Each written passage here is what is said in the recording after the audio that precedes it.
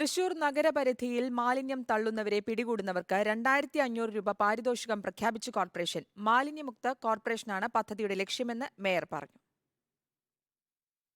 മാലിന്യ നിർമ്മാർജ്ജനത്തിനും സംസ്കരണത്തിനും പല വഴി തേടിയിട്ടും ഫലം കാണാതെ വന്നതോടെയാണ് പാരിതോഷിക പദ്ധതി പ്രഖ്യാപിച്ചതും സമാന്തരമായി മാലിന്യ ശേഖരണത്തിന് ഉപകരണങ്ങൾ വിതരണം ചെയ്യുന്നതും. ഇക്കൊല്ലം 710 ടൺ പ്ലാസ്റ്റിക് മാലിന്യങ്ങളാണ് ക്ലീൻ കേരള കമ്പനി കൈമാറിയത്. നഗരത്തെ സീറോ വേസ്റ്റ് ലക്ഷ്യത്തിലെത്തിക്കുക എന്നതാണ് അടുത്ത ശ്രമം. 2024 പൊതുയിടങ്ങളിലെ മാലിന്യം പൂർണ്ണമായി നീക്കാനാവുമെന്ന് കോർപ്പറേഷൻ മേയർ MK വർഗീസ് പറഞ്ഞു. അതിനുള്ള ഫലപ്രദമായ മാർഗങ്ങളിലൊന്നാണ് പാരിതോഷിക പദ്ധതിയെന്നും മേയർ പറയുന്നു. ഞങ്ങൾ ഏകദേശം 20-22 പേരെ ഓൾറെഡി ഇപ്പോൾ നമ്മൾ ഇതുപോലെ കണ്ടെത്തുകയും അവർക്ക് ഈ പറയുന്ന പോലെ തന്നെ പണിഷ്മെന്റ് നടത്തിയിട്ടുണ്ട്.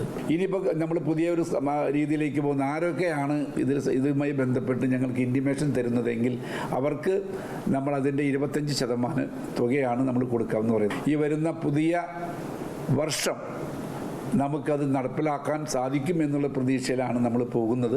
വീടുകളിലേക്കുള്ള വേസ്റ്റ് ബിന്നുകൾ വിതരണം ചെയ്തു തുടങ്ങി. പ്ലാസ്റ്റിക് ബക്കറ്റുകളും മണ്ണിൽ തീർത്ത വേസ്റ്റ് ബിന്നുകളുമാണ് നൽകുന്നത്. ഹരിത കർമ്മസേന വഴി പ്ലാസ്റ്റിക് മാലിന്യം തിരിച്ചെത്തിക്കുന്നത് 27ഓളം വാർഡുകളിൽ പൂർത്തിയായി. പൊതുയിടങ്ങളിൽ മാലിന്യം വലിച്ചെറിയുന്നവരുടെ ഫോട്ടോയോ വീഡിയോയോ കോർപ്പറേഷനിലെത്തിക്കുന്നവർക്ക് പിഴത്തുകയുടെ 25% പാരിതോഷികമായി നൽകുമെന്നും മേയർ അറിയിച്ചു.